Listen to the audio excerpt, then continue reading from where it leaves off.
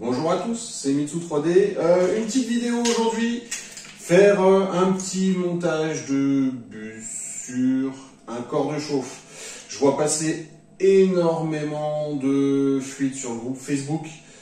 Je pense quasiment une fois sur deux dû à un mauvais montage quand je discute avec les mecs. Donc une petite vidéo en quelques minutes. J'ai celle d'origine de ma machine, donc ce sera facile pour filmer et vous montrer. Elle sera pas en chauffe, mais pour faire le remplacement, vous devez avoir votre machine, enfin votre buse, le plateau, on s'en fout, à température d'impression. Si vous pouvez monter 10 ou 20 degrés, c'est que mieux. Évitez de flirter avec les 240 parce que le PTFE, il aime pas trop. Voilà. Outil nécessaire, la clé pour la buse.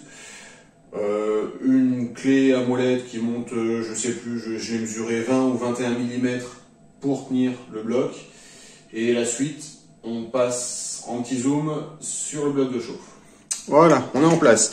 Alors pour ceux qui connaissent pas donc le corps de chauffe dans sa globalité, la partie qui chauffe est ici, la partie qui est ici est ventilée et sert à refroidir la température qui va par dissipation thermique remonter ici, mais pour ne pas toucher le PTFE, la jonction bus PTFE se fait à l'intérieur et pour refroidir au maximum. Donc il y a des ailettes sur un petit radiateur thermique pour éviter que ça monte en température et que ça vous abîme le PTFE.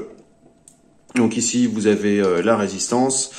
La sonde de température, la buse, le petit silicone de protection qu'il faut quand même mieux garder, ça évite des petits défauts, surtout dans les dévers ou les pièces fines où on a besoin d'une température assez constante.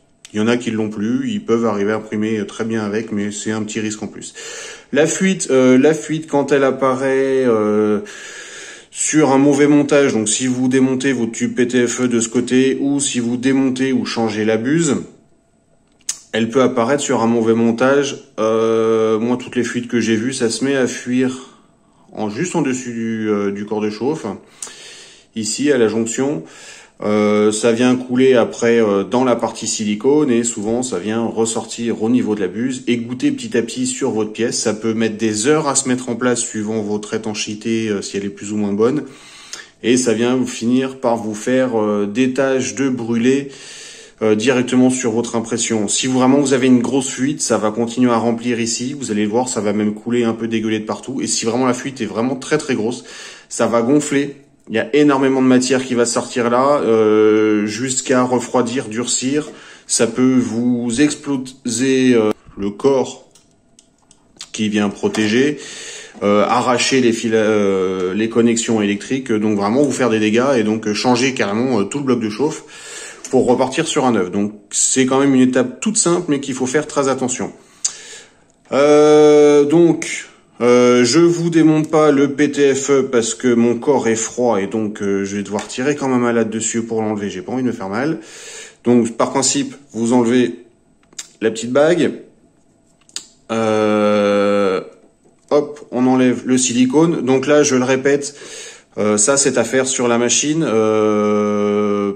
Pour une machine qui passe du PLA, donc qui monte en général, qui est bridée à 240 ou 260, je ne sais plus. Essayez de monter à 220, 230 degrés, c'est très bien si vous êtes en Bowden. Faut éviter de dépasser les 230, 240 parce que vous risquez de l'abîmer.